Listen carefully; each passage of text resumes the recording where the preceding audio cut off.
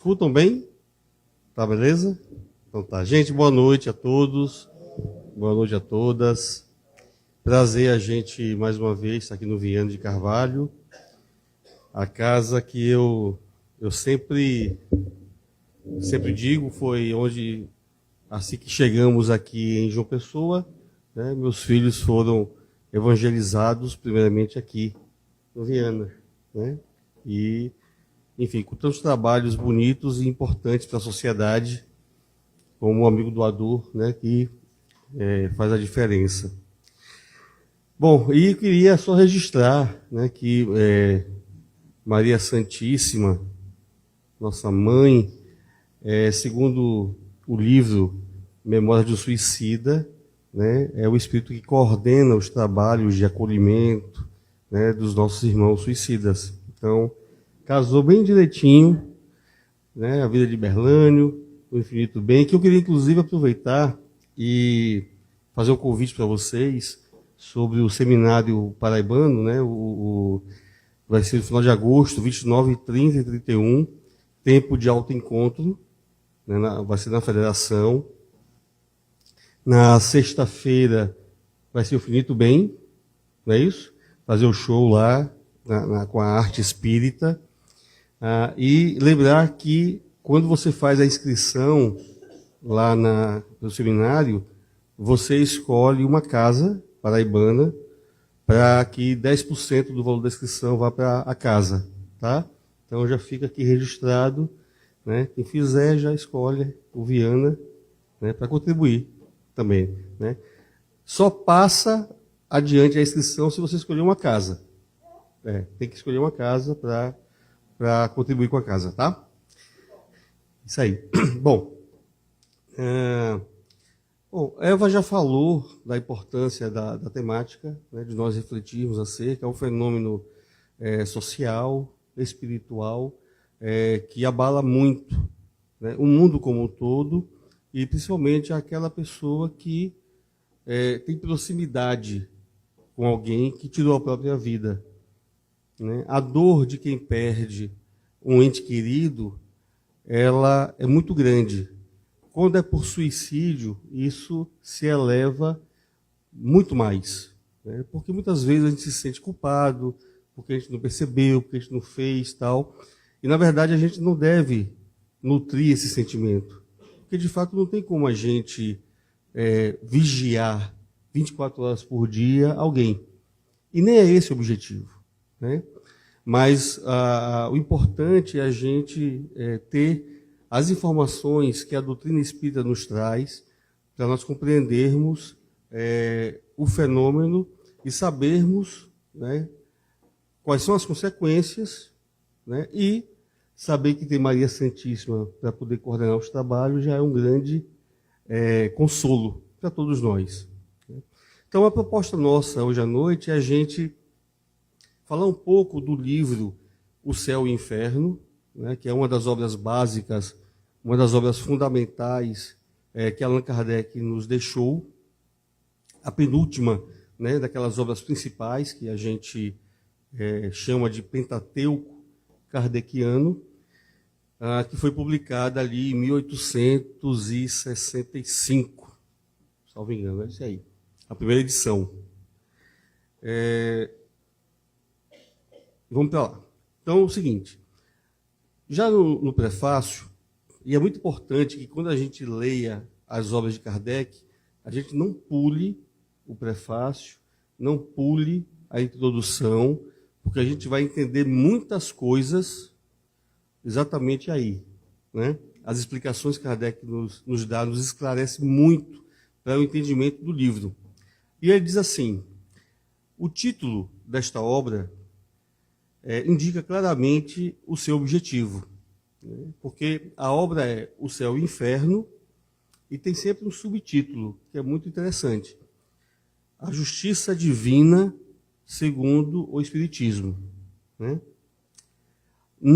Nesta obra, reunimos todos os elementos destinados a esclarecer o homem quanto ao seu destino. Essa obra, O Céu e o Inferno, ela vem desenvolver a quarta e última parte de O Livro dos Espíritos, né, que vai trazer lá a questão das esperanças e consolações e tal. Como em nossas publicações anteriores sobre a doutrina espírita, nada colocamos neste livro que seja produto de um sistema preconcebido ou de concepção pessoal, que, aliás, não teria nenhuma autoridade. Tudo foi deduzido da observação e da concordância dos fatos. E aí Kardec, pegando um trechinho de A Gênese, lá no primeiro capítulo, intitulado Caráter da Revelação Espírita, ele diz assim: não foram os fatos que vieram depois confirmar a teoria. A teoria é que veio subsequentemente explicar e resumir os fatos. É, pois, rigorosamente exato dizer-se que o Espiritismo é uma ciência de observação e não produto da imaginação, né? Então, Kardec ele usou o método experimental. Então, nessa obra, que ela é dividida em duas partes, né? A primeira parte, que é intitulada Doutrina, que é onde ele vai, quando ele vai falar sobre a questão do céu, do inferno, né? Pegando várias religiões, vários conceitos, trabalhar tudo isso, que é uma parte mais teórica. Essa parte ela vem, na verdade, depois de todo o método experimental, de todas as evocações, de todas as conversas de Kardec com os espíritos. E aí é muito interessante perceber que Kardec conversou com, certamente, milhares de espíritos de todos os níveis. E isso fez com que ele percebesse que a realidade espiritual traz essa diversidade, que é de acordo com o nosso nível evolutivo, né? Inclusive como nós nos comportamos enquanto encarnados. Então, o fenômeno da morte, que nada mais é do que um portal que nos dá acesso a uma outra dimensão, né? Ele não vai simplesmente fazer assim e transformar a cada um de nós. Nós permaneceremos com as nossas paixões, nossos vícios, nossas virtudes já conquistadas, né? Então, continuamos com a nossa individualidade. E aí, então, Kardec ele faz isso.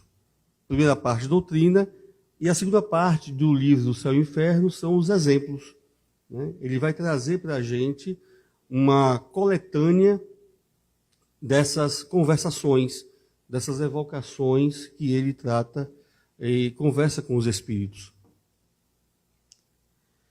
Então, a segunda parte do Céu e Inferno, né, ele vai trazer ali, vai falar um pouco sobre a questão da passagem, né, desse momento em que nós transitamos para outra dimensão. Aí vai falar dos espíritos felizes, espíritos em condições medianas, sofredores, suicidas, criminosos arrependidos, espíritos endurecidos, tal. Ele vai trazer esse leque, né, demonstrando toda essa diversidade, né, dessa condição que, de certa forma, na verdade, o mundo terreno, o plano terreno, material, ele é uma cópia imperfeita do mundo espiritual, né? Isso já foi inclusive tratado lá por Platão, né? Então por isso que ele traz ali com o Sócrates e Platão como precursores do pensamento espírita, né? Da filosofia espírita. Então a gente vai, dentro da segunda parte, focar o item dos suicidas, né? E Kardec, ele nos traz 9 exemplos, né? Ele conversou com muito mais, mas ficaria enfadonho o livro. Então, ele traz para a gente 9 casos, né, de suicidas, em que ele conversa, e é muito interessante você ler, né, cada um e você verificar cada história dali, né? Cada caso é um caso único, singular. E desses 9, a gente vai querer aqui trazer algumas pinceladas de 3 deles. o que trata sobre o suicídio da samaritana, o caso do pai e o conscrito, né, e um caso que aborda mãe e filho. Então vamos lá. O suicida da samaritana, um pequeno resumo, né? Isso ocorreu no dia 7 de abril de 1858. Era um homem de aproximadamente 50 anos de idade, né? A sua identidade não foi conhecida, ele não deixou nenhum tipo de informação, né, que pudesse ser reconhecido. E a evocação que Kardec fez para este espírito foi 6 dias após a sua desencarnação, né? Ou melhor, a sua morte. Depois a gente vai falar um pouco, lá no final, sobre essa questão de morte e desencarnação, né?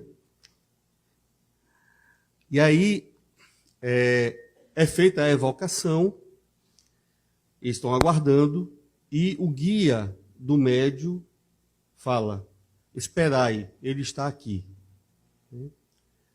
Aí ele chega e pergunta: onde vos achais agora? Aí eles: não sei. Dizei isso a mim. Estás numa reunião de pessoas que estudam o Espiritismo e que são benévolas para convosco.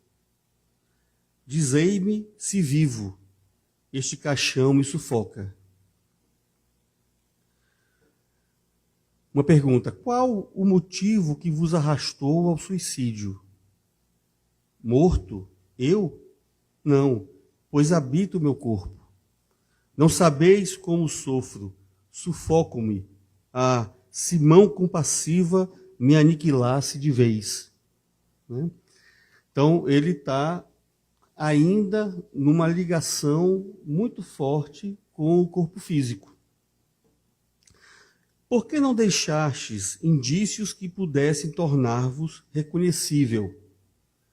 Estou abandonado, fugi ao sofrimento para entregar-me à tortura.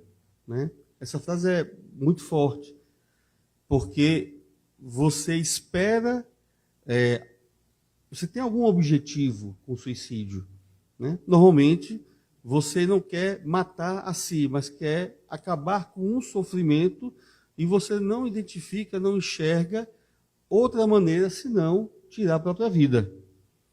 Mas é como Eva falou, que é uma ilusão, porque como a gente só consegue destruir o corpo físico, não consegue destruir a si próprio, né, enquanto essência, enquanto espírito imortal, e a gente vai ver isso mais no final, né, a gente acaba tendo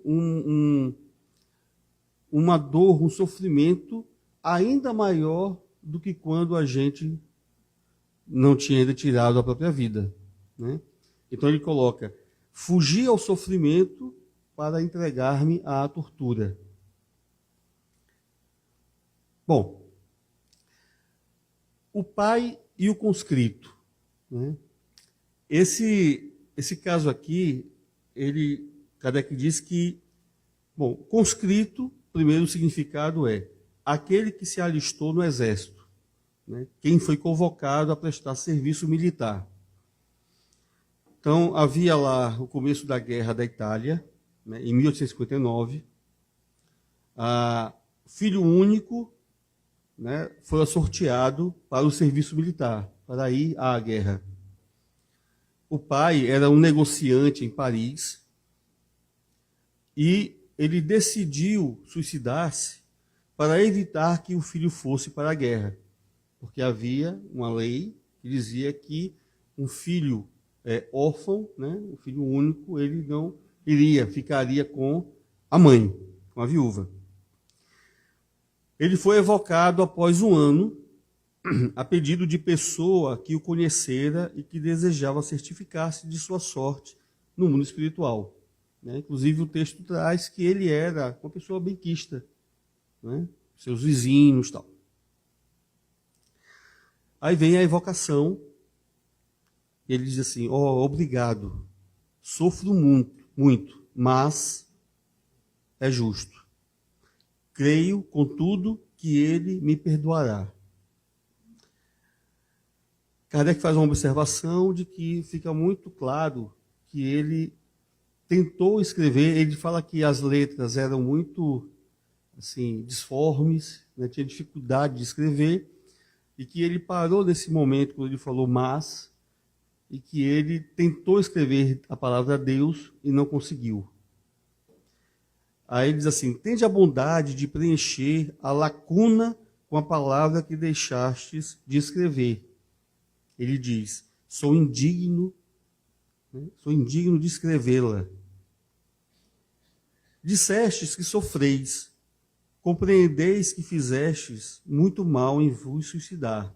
Mas o motivo que vos levou a esse ato não mereceu qualquer indulgência?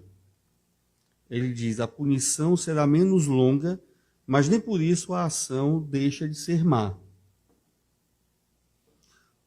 O vosso suicídio teve por causa unicamente a isenção do vosso filho ou concorre para ele outras razões? Ele diz: fui completamente guiado pelo amor paterno, porém mal inspirado. Em atenção a isso, a minha pena será abreviada. Né? Então a gente já percebe que nas questões do suicídio, você tem agravantes e tem atenuantes. Né? É muito diferente eu tirar a própria vida por uma questão simplesmente em relação a mim. Uma vergonha por um ato que eu cometi, né? Ou porque eu simplesmente fali financeiramente e aquilo ali, para mim, é realmente algo que me dói, né? O julgamento dos outros, que demonstra uma falta de humildade, né, de certa forma.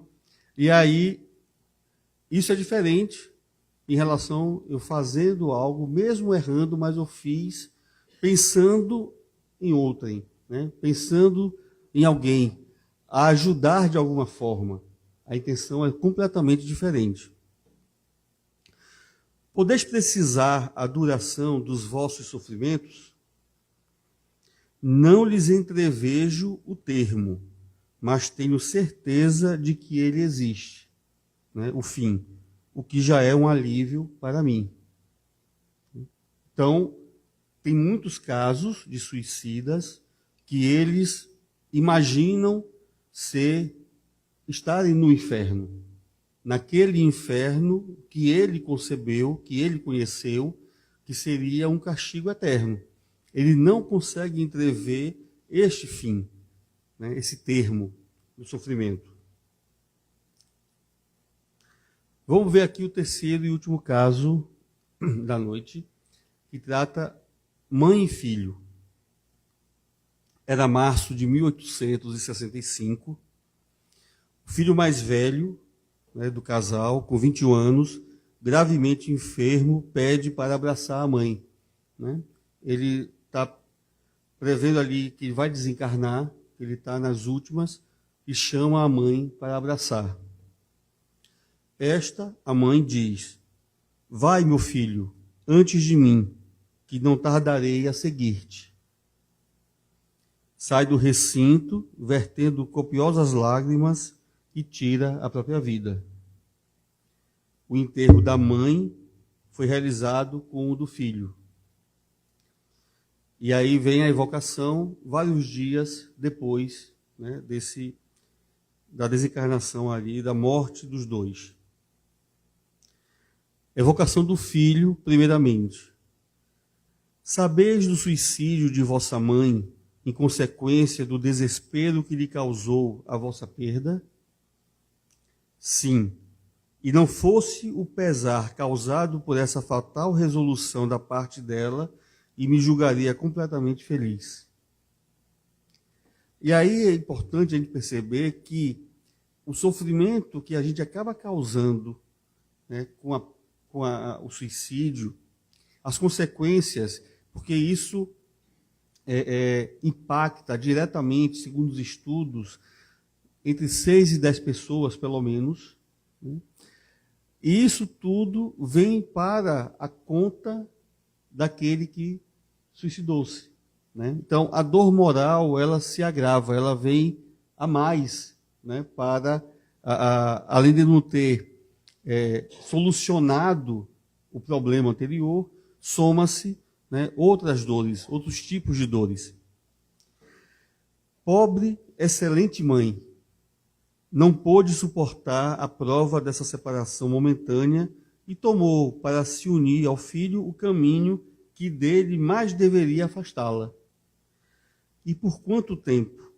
Assim, retardou indefinidamente uma reunião que tão pronta teria sido se sua alma se conformasse, submissa às vontades do Senhor, se fosse que resignada, humilde, arrependida, diante da provação que devia sofrer e que haveria de depurá-la. Né? Então, ali era uma prova que ela estava sofrendo e que, infelizmente, ela sucumbiu. E a intenção dela, que era exatamente de se unir ao filho no plano espiritual, do outro lado, ela tem exatamente o inverso. Né? E é uma das punições que acaba tendo esse afastamento indefinido. Orai, orai por ela, e sobretudo não a imiteis, mães que vos comoveis com a narrativa da sua morte. Olha o que ele fala assim: não acrediteis que ela, né, a mãe dele, amasse mais que as outras mães a esse filho que era a sua alegria, o seu orgulho. Não, ela não amava mais, apenas lhe faltaram coragem e resignação, né, para seguir. Aí vem, ele fala mais algumas coisas, aí vem a evocação da mãe. Aí você já percebe um espírito completamente perturbado, né? Diz assim: quero ver meu filho. Tendes o poder de mo devolver? Cruéis, eles mo tomaram para o levarem à luz, e a mim me deixaram em trevas. Quero porque me pertence. Né? Aqui vem uma outra questão que é muito importante com a doutrina espírita, que quem aqui não leu, leia um livro muito interessante de Hermínio Miranda, Nossos Filhos São Espíritos. Né? Porque é diferente você achar que aquele filho é seu, né, de ter a informação de que aquele filho é um espírito com a sua trajetória única, né, e que naquele momento está vindo, né, por algum motivo no seio da família, para que vocês possam seguir aí e se ajudarem mutuamente. Né? Então, você educar um filho sabendo que é um espírito imortal é diferente quando você acredita que é um filho que foi criado naquele momento, que é seu e que só tem aquela experiência material consigo. Né? Então, esse ponto de vista faz toda a diferença nas atitudes que você vai ter, né, na educação, né, para com o filho. De nada vale, então, o amor materno? Pois que, tê-lo carregado no ventre por 9 meses, tê-lo amamentado, nutrido a carne da sua carne, sangue do seu sangue, guiado os seus primeiros passos, ensinado a balbuciar o sagrado nome de Deus e o doce nome de mãe, ter feito dele um homem cheio de atividade, de inteligência, de honestidade, de amor filial, para perdê-lo quando realizava as esperanças concebidas a seu respeito, quando o brilhante futuro o aguardava? Não, Deus não é justo. Não é o Deus das mães, pois não lhes compreende a dor e o desespero. E quando me dava a morte para não me separar de meu filho, eis que novamente me roubam. Meu filho, onde estás? E aí segue o diálogo com o dialogador, e Kardec, possivelmente, né? E vai esclarecendo, norteando e mostrando à mãe, né, os equívocos e demonstrando que Deus, ele é amor, mas é também justiça, né? E aí, então, todos nós estamos submetidos às suas leis imutáveis e que a gente precisa se submeter a elas, né? Compreender, tentar compreender o porquê das coisas acontecem conosco. Nada é em vão, né? Tudo tem um propósito, e se Deus lhe permite, e é Ele que permite que tudo aconteça, é porque Ele tem um fim útil, tem algo para nos ensinar, para nos engrandecer. Tudo. Mesmo aquilo que a gente não compreende, mesmo aquilo que a gente não entende hoje. Mas um dia a gente vai entender. Bom, e aí a gente gostaria de trazer, aqui evidentemente são algumas pinceladas, né, do que está lá em O Céu e o Inferno. Nossa intenção, evidentemente, é que cada um possa ler a obra, possa pegar esses relatos aqui, são de fato muito ricos, né, para o nosso aprendizado. Até porque há um ditado, né, que diz assim, que ninguém nunca voltou para contar, né? E, na verdade, é exatamente isso que alimentou a constituição, a elaboração do Livro dos Espíritos. Foi exatamente os espíritos que retornaram e contaram as suas histórias, contaram as suas aventuras, né? Os momentos que cada um passou. E a gente gosta muito de citar os problemas de memórias de um suicida, do livro Memórias de um Suicida. O problema, na verdade, não é do livro, o problema é do movimento espírita, né? Porque, de fato, o livro, os 2 primeiros capítulos dele, ele vem, né, numa narrativa que foi um grupo, né, de portugueses, né, e ali o principal, a personagem principal, Camilo Castelo Branco, né, poeta português, ele vem então narrar, e narrou a sua experiência, né, detalhando aquilo que ele vivenciou no mundo espiritual, no chamado Vale dos Suicidas. E aquilo ali, de fato, é uma narrativa bem pesada, como gostam de dizer, né? E a gente diz que as pessoas dizem assim, não lê esse livro, porque esse livro é muito pesado. De fato, ele é um livro grosso, acho que são mais de 500 páginas, no Suicida. Dá para você escorar a porta com ele, né? Mas é um livro riquíssimo de ensinamentos, é um livro que demorou um pouco a ser publicado, né? Teve Leon Denis, enquanto espírito, que organizou, né, doutrinariamente a obra, né, que foi ali, não foi bem uma psicografia de Ivone, né? Ela se desprendia, ela via, né, todos aqueles momentos e ela então escrevia. Mas é um livro belíssimo, né, que demonstra toda essa parte de recuperação, né, dos espíritos, do que a bondade divina, né, não esquece nenhum, né, dos seus filhos. Então esse é o primeiro problema, que é o problema das pessoas não quererem, acharem que o livro é pesado. O livro é muito rico de ensinamento. Para mim, assim, da pouca leitura que eu já fiz, doutrinariamente, é um dos melhores, né? Memórias de Suicida. E o outro problema é que, por falta de ler Kardec, as pessoas acreditam que todo suicida vai passar pelo chamado Vale dos Suicidas, vai ter a mesma experiência que Camilo Castelo Branco teve, né? Então, Kardec ele traz aqueles 9 exemplos, e cada caso é um caso totalmente diferente do outro. Nenhum suicídio é igual ao outro, né?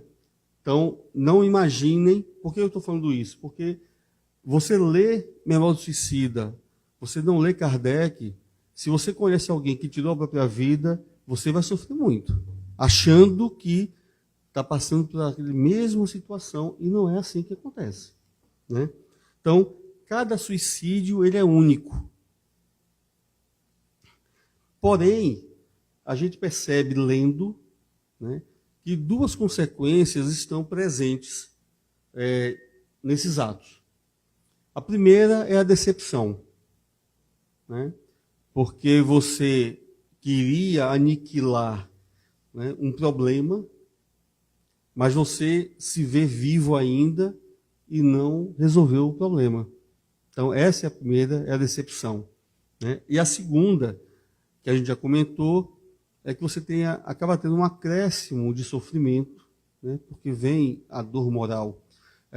O caso lá do suicida da Samaritana, né, por exemplo, ele ainda sentia, né, tinha as sensações que vinham do corpo físico, pela sua ligação ainda muito forte com o corpo, os laços, que é o que a gente gostaria de falar aqui, a diferença entre morte, né, e desencarnação.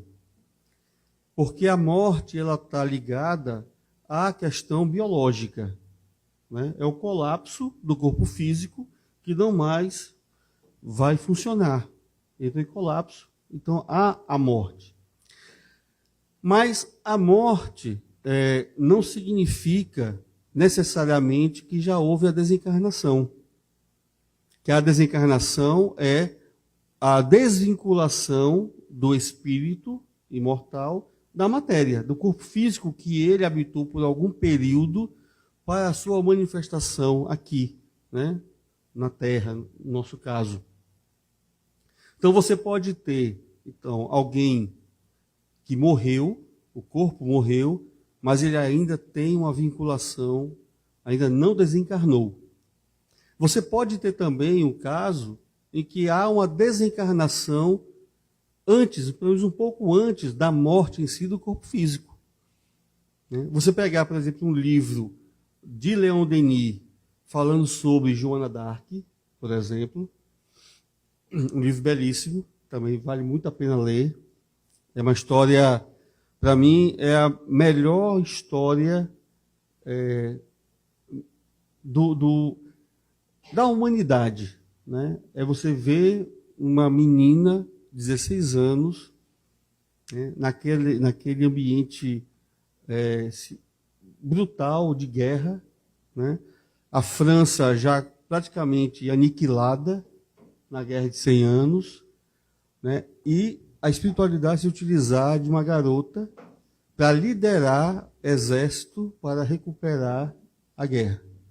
É uma coisa assim, isso é algo que é inconcebível, né?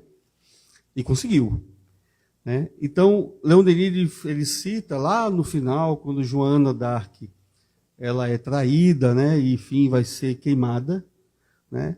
Que antes que as labaredas queimassem, né, o corpo físico, ela já tinha sido desligada, né, do corpo. Então, ou seja, a desencarnação ela aconteceu antes da morte em si do corpo físico, né? Então, há essa diferença.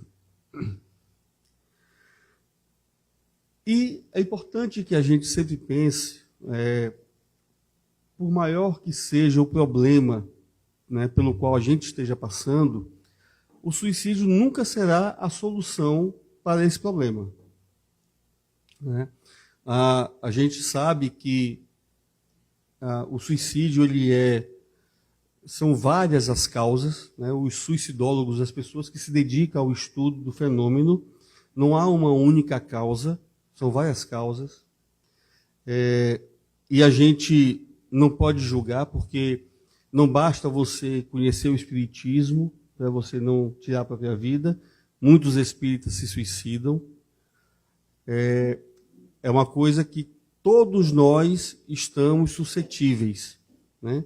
Precisamos ter muita vigilância, muita oração para mantermos o equilíbrio, né? E buscarmos um sentido da vida e, sobretudo, sermos úteis. A pessoa que se sente útil, ela tem, de certa forma, um antídoto em relação a isso. Eu lembro, inclusive, de uma entrevista de André Trigueiro com o padre Fábio de Mello. Se vocês não assistiram, assistam. É muito, muito interessante essa.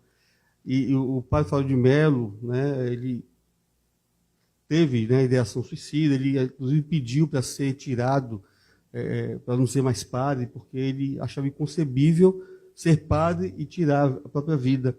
Mas ele cita uma coisa, na conversa com o André Trigueiro, que me chamou muita atenção, porque ele tinha lá as plantas, né, da casa dele e tal, ele dizia assim, mas quem vai cuidar das plantinhas, das minhas plantinhas?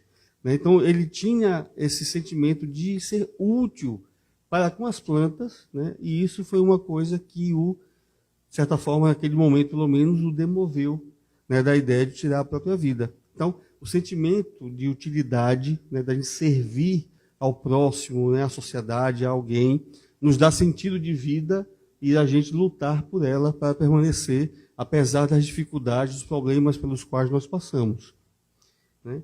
Então, o suicídio jamais será a solução, mas também essa informação é fundamental que a doutrina nos traz.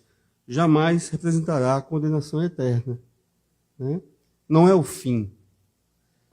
Todos nós sempre teremos uma nova chance. Né? A bondade divina, a sua justiça, o seu amor para com todos nós, faz com que a gente sempre possa recomeçar, né, de algum momento. E para finalizar, né, a nossa fala aqui, é dizer que a maioria de nós, a gente ora, quando faz nossas preces, nossas orações, a gente pede pelas pessoas em situação de rua, que estão nos hospitais, né, que estão lá enfermas, enfim, que estão passando por vários problemas. Normalmente o suicida ele é esquecido nas nossas preces. Né? Então fica aqui um pedido para que a gente comece a incluir esses nossos irmãos em nossas preces, a fim de que a gente ajude, né, os próprios caravaneiros de Maria nesse trabalho, que é um trabalho assim, muito árduo, realmente, porque todos os dias, né, a cada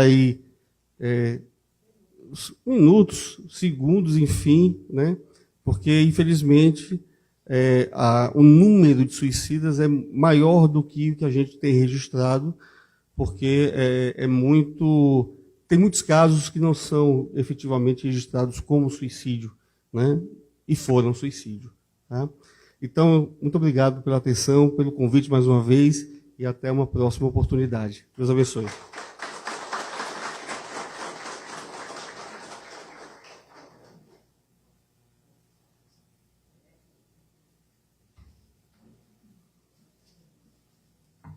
Paulo, mais uma vez, obrigada por ter trazido esse tema.